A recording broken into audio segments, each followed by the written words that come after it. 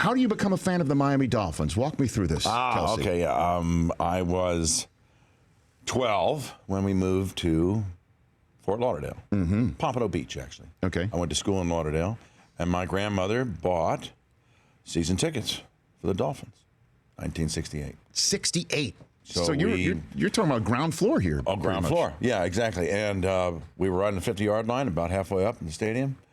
Beautiful seats. I went every week.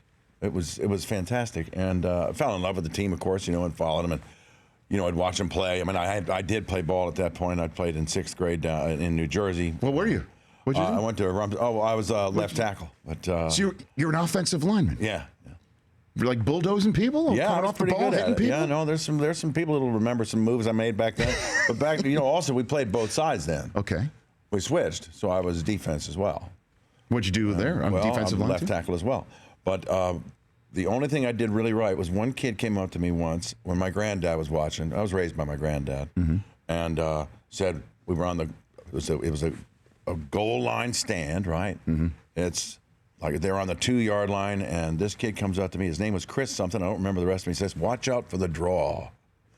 And I thought, what the hell does the draw mean?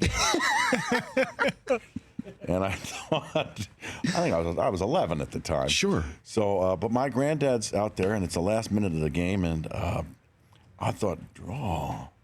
Oh, well, I'm just going to stay right here and not do anything stupid.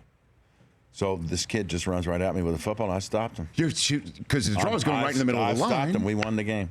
Kelsey Grammer with There the you go. game-winning My stop. football moment. Game on the line. Did they carry you off like Rudy? Did they carry No, they did not. But my granddad was pretty happy. It's like Chuck Bednarik in Super Bowl or in that 1960 championship. You just go ahead and hit it. But I was a big kid back then. I wouldn't really hold up as a sort of left tackle. Well, no, I think everything worked out fine for you, Kelsey. Fine. But so when the Killer Bees are out there and they're the undefeated season, you were in the stands watching? I was there. No kidding. Yeah. What was that like watching a team that It was didn't fantastic. lose? They were a perfect team. It was fantastic. Earl Marl and all the boys, Barney County. And one of the greatest moments in my life in the football stadium was the day, the preseason game, number 22, Mercury Morris, got and ran a kickoff return. Because the entire audience the entire crowd had never seen a guy run that fast.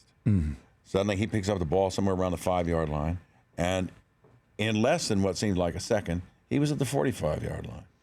And the whole stadium just went, what the hell is that? Yeah. It was so wonderful to see. And he, every year, is the first guy who's popping champagne corks when a team loses. Oh, yeah, right. Well, He is the most vocal That's great. of all of them. That's very cool. From back in the Dolphin day. A little braggadocious, okay. Yeah, no, but I mean... he's been through a lot. And I mean, it was a miracle to watch him run. It was just fantastic. Zonka and Greasy. Zonka, Greasy, the whole gang. The Kick. whole crew. Greasy, yeah, fantastic. And Paul Warfield.